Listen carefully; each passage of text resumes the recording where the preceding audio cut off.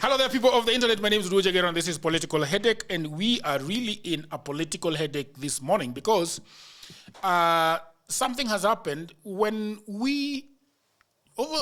during Madaraka Day, there were a lot of people, the Luos, that congregated at the Raila Stadium in Homa Bay County to fete the day and also fete the handshake between Raila Odinga and William Ruto.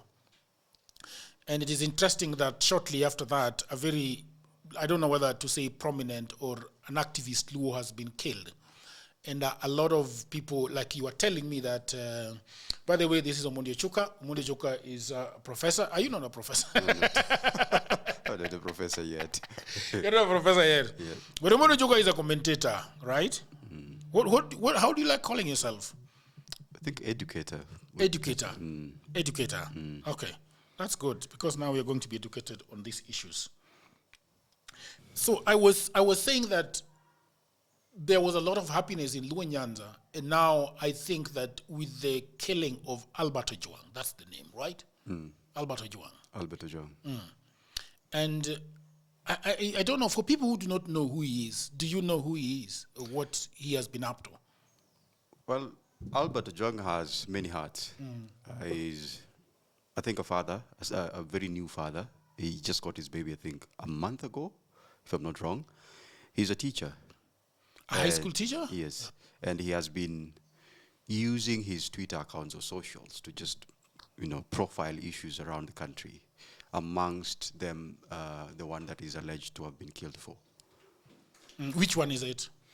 So, Albert is said to have published materials about the Deputy Inspector General of Police, Eliud Langat, accusing him that he collects bribe.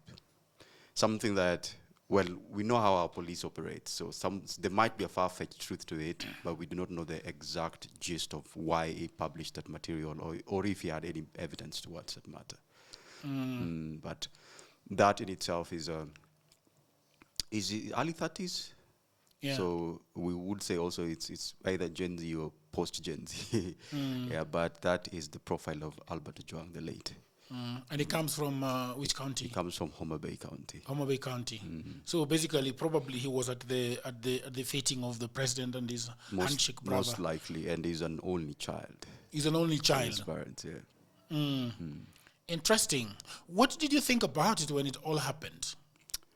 Well, it's happening at a very crucial point because there's been a lot of steam towards June 25th. It's almost the first year anniversary since the Reject Finance Bill that was led by the Gen Z movement last year. So when such a thing happens, obviously it has a way of triggering memories. And the memory of Reject Finance Bill last year was miscarried. It happened, and then the hope that many people wished it would have achieved did not happen. And it died down slowly, and maybe it morphed it into other things.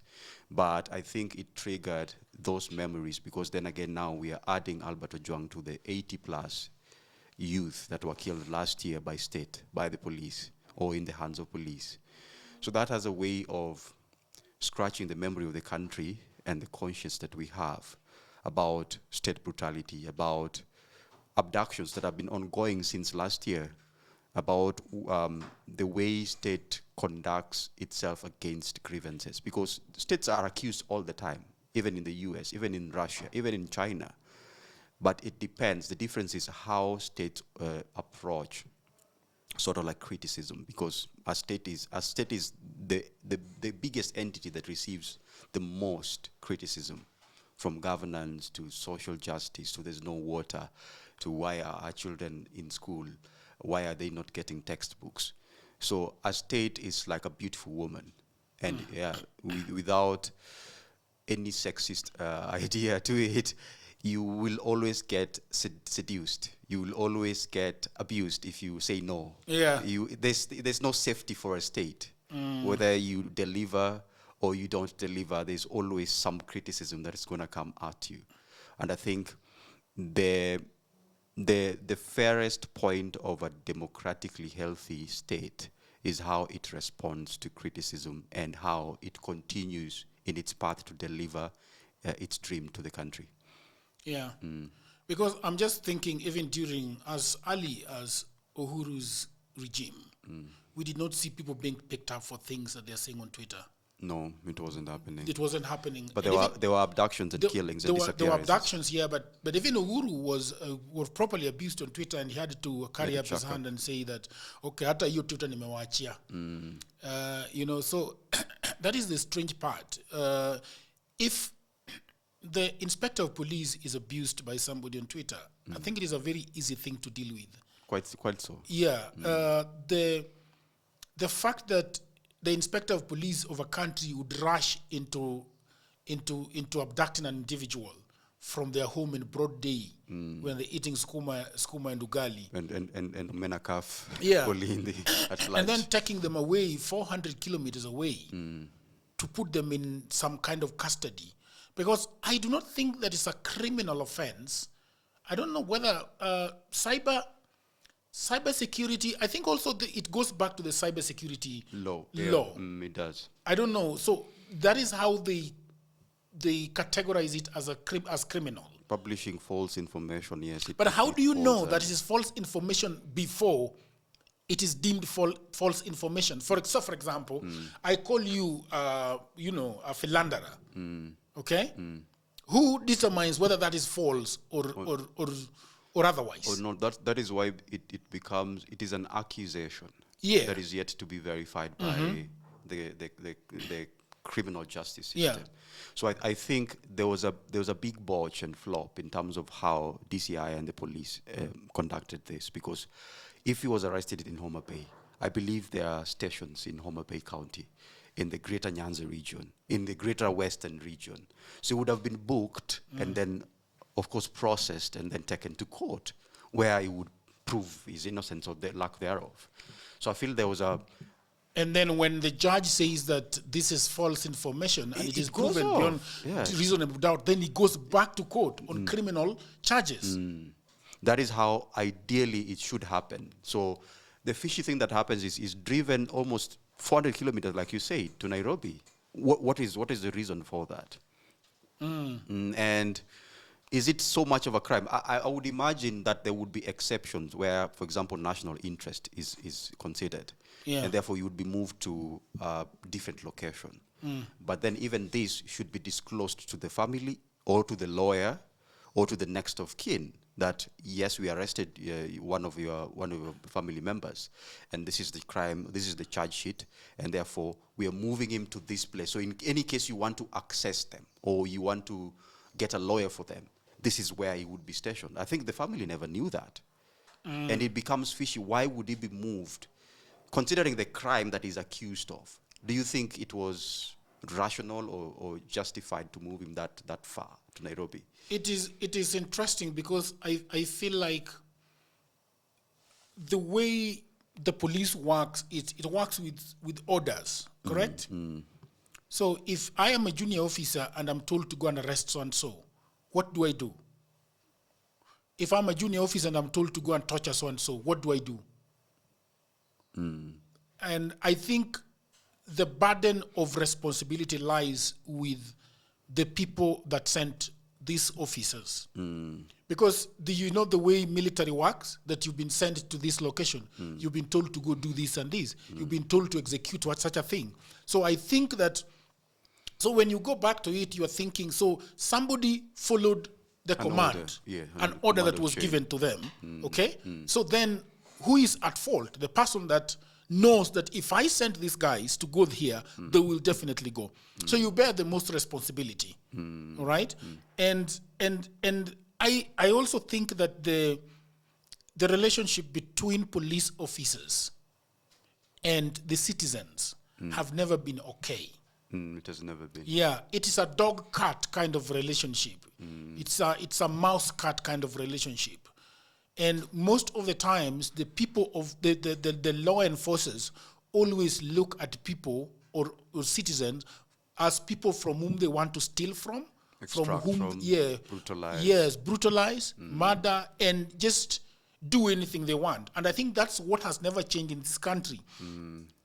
And that, I think, is the reason why I keep wondering why IPOA was formed. and what it is supposed to be doing. It is so crazy. Like police officers, even traffic police officers can do crazy things. Yes. The other day I was at a junction and I was branching into the junction mall.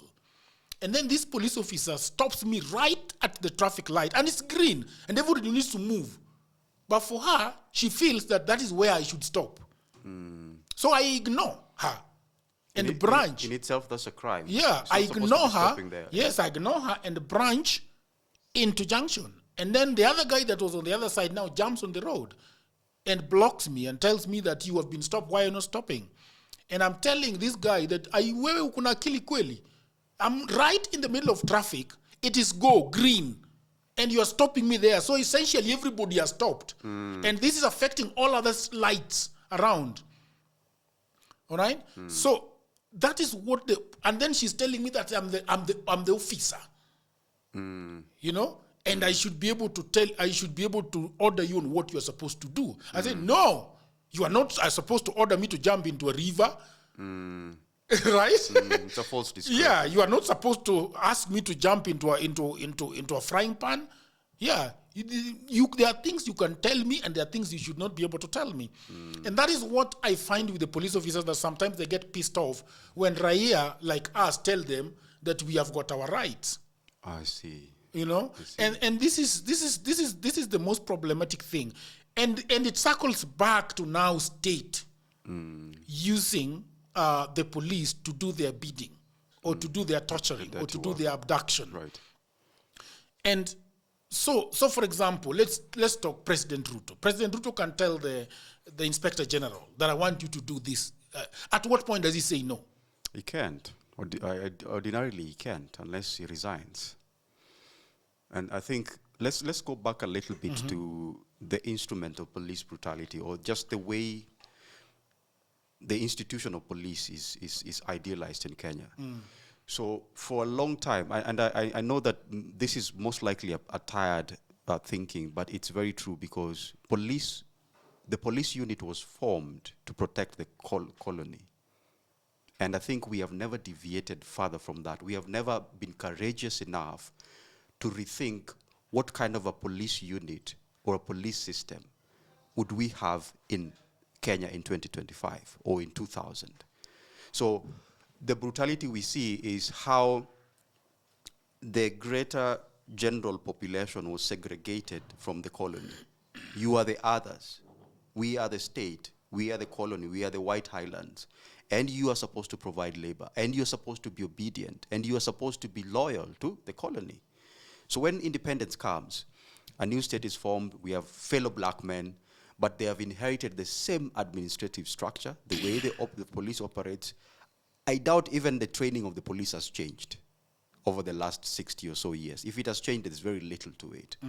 And if you go to countries that have responsive and professional police units, like in Scandinavia or other countries like Japan, you can see the stark difference, because they have evolved from using police units as state bits to do the dirty work. They have transformed to understand that policing a country in the 21st century is very different. There's a certain emotional empathy needed. There's a certain, like now we are talking about traffic lights. If she was supposed to stop you, they would have told you, could you park somewhere there so that you don't block the traffic? Yeah. And therefore you also don't bottleneck every other person that's going to use that road. Yeah. And they do that a lot at the junction. Yeah. You know, and that place is very narrow. There are almost 3 arteries going in the Kingara Road, there's Ngong Road, and then there are people going into the mall. So it is very inconsiderate, and I think it's poor thinking to stop somebody there. They could create another space where it does not bottleneck the traffic. And I think that that goes back to not just even the training, it goes back to the person who is the officer, the person who is the officer. So if we are to connect how police have been used by the state to do their bidding,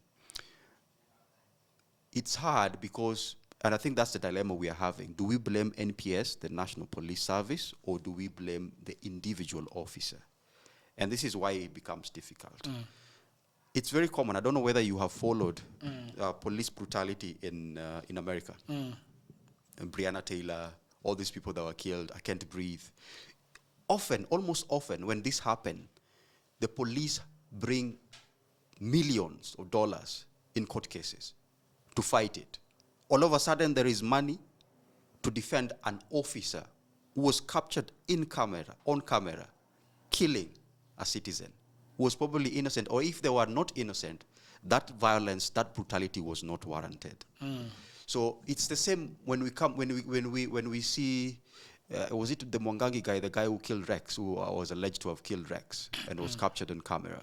All of a sudden, there was money to defend him. But where he lives might not represent the kind of dignity a police officer in 2025 should be living. Yeah. Where is there no money for their welfare? But when suddenly they commit a crime, there's a lot of money thrown to their defense. Because the state is trying to cover up their tracks. The state is trying to cover up their laxity in terms of how they train police to sensitivity, to humanity. Because at the end of the day, yes, there comes a time when stronghold, ironclad authority is needed, like when you need to quell a riot or something like that. But most often, a crime can be prevented by simple human consideration, and that is something that is lacking in a lot of police officers, in their training, in their thinking, and it reflects on the state, because the state is just an amorphous animal. The state is in itself is not something that is distant. The state is us. When you think of state, you think of President Ruto, you think of his cabinet secretaries, you think of the parliamentarians. So that is what constitutes the state, and it also constitutes how we think of ourselves, because sometimes people have been abducted, but people are looking over the camera. And I like, one thing, for example, that I like about you is these things that usually we consider as small injustices. Somebody overcharges you, somebody cooks bad food for you, and they expect for you, just eat it. Yeah. You never take that kindly, because you, first of all, value yourself. And then two, you don't believe that somebody is just supposed to walk over you for whatever reason. And you believe in human decency. So these things alone, these three things alone can change and revolutionize how the police unit conducts itself, but it is lacking. And I think sometimes we've gotten very comfortable where we give police leeway to do the dirty thinking, to brutalize the citizens, to think of the next youth with a rasta as somebody who has weed, or somebody who probably committed a crime.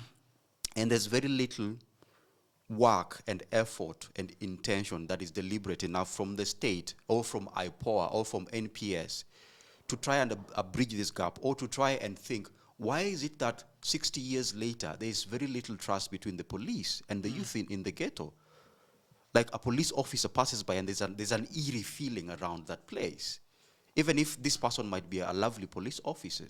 Why is it that when we see, there's usually a very nice police officer at the Prestige Junction, very, very nice fella, he laughs a lot, he's very meticulous in his job. I don't think he ever stops people.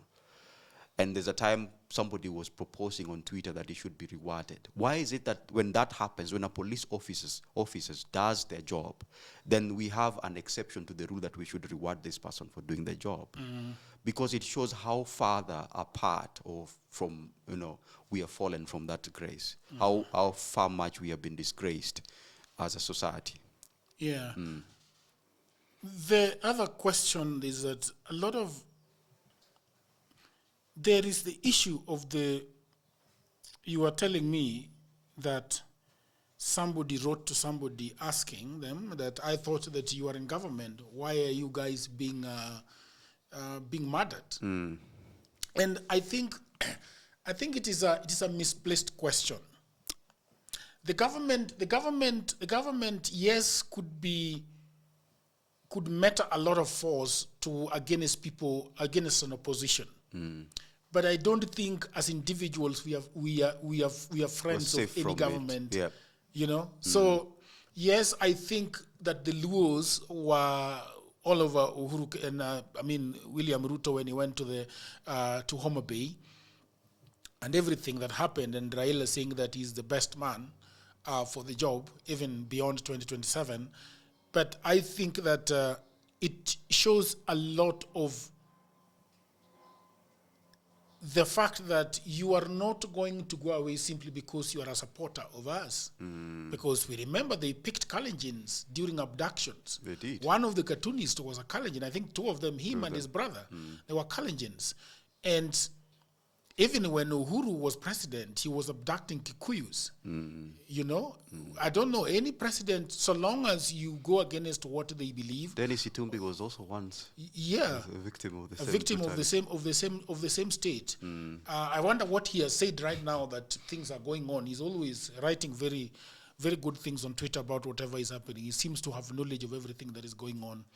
Yeah, so I do not think that the issue of Luo and that a Luo has been, and it came to the fore, saying a lot of Kenyans were saying that nobody's safe. Yeah, whether you are Luo, whether you are Kalenjin, whether you are not safe, and I think a lot of people were telling the Luos that we told you that this government is not good. But I also think that it is not this government. No, it's not this government. It is not this government. The killing of Kenyans is not about this government. It's any particular one. Really. Yeah, it's about the respect for anybody by any government that has ever been in this job. Because right now people are saying that Ruto is giving Moi vibes. It's precisely because it's the government. It's the government. It's the nature of government. Yeah, it's the nature of government to do these things. So it is only fair. It's very shameful, and I think that the reason why sometimes I do not understand this country is that when somebody does something so bad, why can't they just be shown the door? Or why can they also exercise their own discretion and conscience? Yeah. You know, like, you see it a lot when something happens in the UK, a cabinet secretary resigns the following day. Like what happened? What did they say killed him? What is the official statement from the police? The official statement is he beat his head to the wall. Okay. Yeah. And there's very conflicting, because sometimes when these things happen, there's injuries, there's physical injuries to show. And somebody might also ask, was he so much deranged that he wanted to kill himself and beat his head on the wall? Do you know the kind of mental challenge it takes for you to hit your head consciously? You are aware you are hitting your head on the wall, you know. And the communication has been also conflicting, because when government is caught pants down, usually when they try to manage or manufacture a narrative, they end up blundering even more. Because NPS is releasing an information here, and of course there are government foot soldiers. Senator Aaron Cheriot has been on public record saying that they need independent post-mortem to determine the cause of death, which is fair, but sometimes when these government foot soldiers also release their public opinion, because it's public but private opinions of what they think about the situation, they might conflict the official statements by the police. And that creates sort of like a distrust, like we told you so. It creates sort of like a narrative that there's something fishy going on here, because there's no harmony, there's no transparency, there's like a lack of transparency. The postmortem is done. I don't think it has been done yet. But I think the chief government, the pathologist. Yeah. Yeah, he excused himself, citing family relations, I'm not sure, yes. So most likely somebody else is going to step in for him. But why is the government the one doing it? I mean, why can't the family do the postmortem in any hospital of their choosing? That's usually, the case is the government has to do the postmortem in such cases. Like I think it's why? It's a default. Remember, you're a property of the government. And the government is also... The government does not do pathology for everybody. They don't. Postmortem for everybody. Not for everybody, but this particular case, it's a criminal case. Is it now? Yes, it is. Why is it a criminal case? It's a criminal case because the state is implicated in the death or murder of Albert Ojwang. And therefore, there is the interest of the state in how it is perceived. Did you commit a crime as a state? So the state is an interested party, it's a party of interest. And therefore, just like you say, the family ought to also have, if not do its own post-mortem, they ought to have, and they should have, a person representing them during the post-mortem. whether it's a lawyer or somebody. How do we know that the government is not going to interfere with any private? And that's the point we are saying, that the transparency around this issue is a matter. How the government conducts it. Because sometimes, I remember during Rex's postmortem, and then the other child that was killed in Rongai that was shot with 12 bullets. There was a lot of issues around it. And even the burial was delayed for almost a month, if I remember correctly. Because sometimes, because the state knows that it has to do postmortem and release its own report, and many families do not always know their rights, that they're supposed to be present, and they can also choose to do their own independent postmortem. But Ochuka, what can you do even if you're present? What can you possibly do even if you're present? Because it mimics the ideal of a democratic society. Like in Americas or in the UK. Yeah, but it's just mimicry. It's mimicry, that's what I'm saying. That's what it is. But, I mean, if you take me to a place where a postmortem is being done, how can I tell that this is, how can I tell?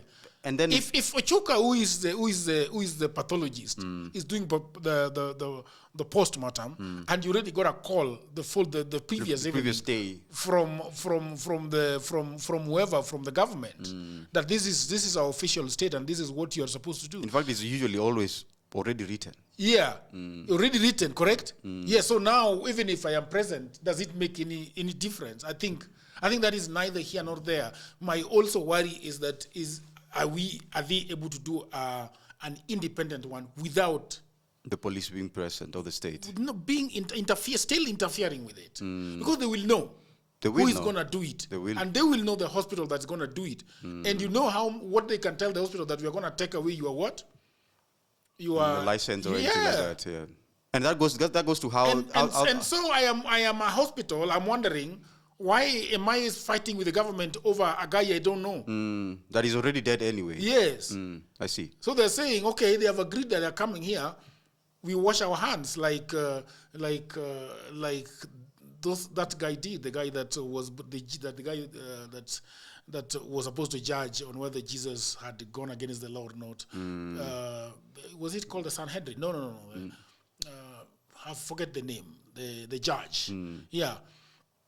So I do not think that it makes any sense unless you are saying, I want to fly them out to go do it out. But where? In Uganda, where the president is a friend of this guy? Are you going to do it at Suluhu's hospital in Arusha? Did you remember there was a lady, there's a UK lady, was it a UK lady that was killed allegedly by one of Moi's sons? Do you remember that story? And there was a lot of issues around the post-mortem. How so? Where the government sort of clearly or directly influenced the outcome. And the pathologist at that time had to fly out of the country. Run for his life. Yes. And we know that Johansen Oduor, the government pathologist, who's been there for a long time, for I don't know, as long as I have known that there's such a post, that's the person I've ever known, has been in constant criticisms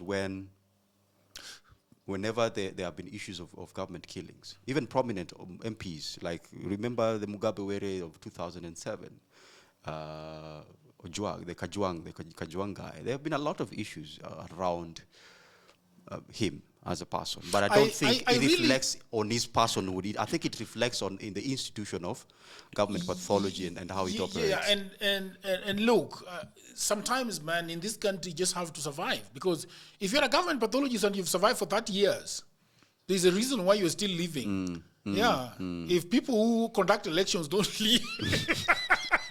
And you're still there. And you're still there. You've just decided that this is the way this life is. And at this point, I'm not going to struggle with it. It's beyond me. Whatever I say, whatever I do, it does not change people being picked in Homa Bay or people being picked in Mombasa or in Wajir. It's all the same. And I am here. The best thing for him to do is to quit that job and leave it alone and probably fly out, you know. But I think that... So where do we go from here then? What happens? You did mention, I think we need to really talk about it for about a minute or two. Yeah. Something about the comment being misplaced that you guys are in government and therefore why are you being killed? I don't think it's misplaced. While it may, among many things, be a political satire, and then it could also be a mockery or political mockery, because it happens a lot. When people were being killed in Kondele in 2017, there was a lot of vitriol from Mount Kenya region. You guys are rowdy, you stone throwers, you deserve what you're being met with. When bodies were disappearing and some of them were being found in River Yala, the same thing happened. And I think Kenya is trying to move from that power-centric struggle where if somebody is being killed in Kericho and you're in Mombasa, you don't think that that person could be you or could be your brother. When there was a police officer who was present during the Gen Z Maandamano movement and one of the brothers was killed, you realize how that could easily just be you. And you as a police officer, you might think that you have a different mind installed in you as a police officer. But you're still a human being from a place, from a family. You still have a child. You still have brothers and siblings and friends. You're not immune to state brutality. And therefore, it also means that when we point fingers and blame each other because you are the tribe that has been rowdy, you are the tribe that has always been in government, you deserve to be in government, and you are the ones who fought for independence for this country, and therefore you deserve every cake of this country. It moves us away from sanctifying the state, sanctifying what ideal government we should have in place, so that in any case these things happen, then there's a way we treat it with so much dignity and respect for human rights and for the personhood that has supposedly been a victim. So I think that it does tell us that most of us are still hangovered by political tangent. You know, when we are not very close to the terrors of state brutality, we think we are safe. And we've seen it happen. Remember when James Orengo was saying the government eats its own people? Well, he's now being eaten. In the recent past, he's been under fire for criticizing the government. There was a time when Itumbi was a victim of the same state, and he was beaten, allegedly also taken to the hospital. But now he's safe, thinking that the other people, and there was a time he was under fire a lot, I think in 2017 or 2022, when there was a lot of like, you Luos are disrupting business in CBD. We want to move on with our country. And there was no conversation around why there is Mandamano happening. Because I don't believe that Mandamanos just crop up all of a sudden and people are just angry at nothing. Usually it shows it's a symptom of something deeper. And this something deeper, it's something human. It cuts across. When life is hard, when economy is in crisis, everybody is suffering, unless there's just a few crop of people who don't feel the pinch. But majority of the people do feel it. When somebody can be killed and evidence buried, it means that your brother or your father or your mom or your child could just as much be the victim. When a woman is killed and no justice is done on their case, when Tamara Blessing was killed and murdered, and there has not been any justice for the family or the mom, then it shows that this thing can actually happen to you. So when people tend to make such commentaries, they might as well be ignorant of the bigger picture of what is happening. But it also shows our political psychology as a country, how we think about each other. That the ideal sense of being in government makes you immune to state brutality, which is not the case. If in any point, who are some of the most suffering civil servants? If you can categorize police officers as one. Yeah, it is the police officers. Yeah, they do suffer a lot. Their houses are ridiculous. Yeah, they do suffer a lot. And if they are the ones who are doing government bidding, so we are expecting that they should be living very luxurious lives. But that's not the case. In fact, they live poorly. How do you explain that paradox then? It goes back to, I think, loyalty. Loyalty and obedience is drilled in officers a lot, everywhere, I think all over the world. And that loyalty over time creates the illusion that if I have state power, then one day this person is going to treat me well. One day the pacts that they're saying, one day the collective bargaining agreements that they've been signing with NPS is going to come through. And also the other thing I've never understood is that why do they have to be in camps? Police officers, why do police officers need to be in camps? Because it borrows, like I told you, it borrows from the model of colonialism. Because back then, reserves were very remote. So you want to place them at centers. You want to place them in Kericho because it's closer to Nandi resistance. Because I'm thinking that if you're a police officer and you're working in Kericho, just have a decent house. A decent house in Kericho. But because they can't afford that rent as well. Their salary cannot permit them to have a decent housing. So camping does it for it. But the money they're given is a lot. Where is the money going? The money does not trickle to the police officers. How many police officers earn a decent salary? So it's very problematic. What do you think? Finishing this podcast, what do you think is the way forward now? Raila Odinga here is very quiet. Did he speak? He hasn't spoken yet. A lot of people are demanding that he speaks. Do you think people are right to demand for his opinion? I think we should just let them say rest. Let him. Is he really resting? Is he really resting? He's not resting. Yeah, but that's the thing. Is he not resting? He's not resting, so we should demand. Yeah, he's not resting. So then if he's not resting, then we should demand that he says something. Because as much as we want to say that Raila is insignificant, he is very significant in Kenyan politics. And whatever he says goes a long way. And this is the problem I have with him. Because let's be honest, President Ruto has not done well. Yeah. 2.5 years after he was elected. What do you think he has not done well at? Well, what is going on? Because I hear that the price of unga is down. The price of unga is not an indicator of the economic well-being of a country. Very far from it. What is? And because, the price of unga is just one amongst. And many other things that they are talking about. Yes. There are many things that they are saying have been fixed. I don't know. Like the housing and the parade. Yeah, but building lots of them in Kisumu. But the housing model has been problematic from the very onset. This same one that they're doing? Yes. What's wrong with it? Well, if you're building a house and you are mortgaging it, first of all, I think the policy communication around it was very poor. And there's a lot of room for propaganda as to what exactly is the housing plan that you guys are implementing. What do you understand from it?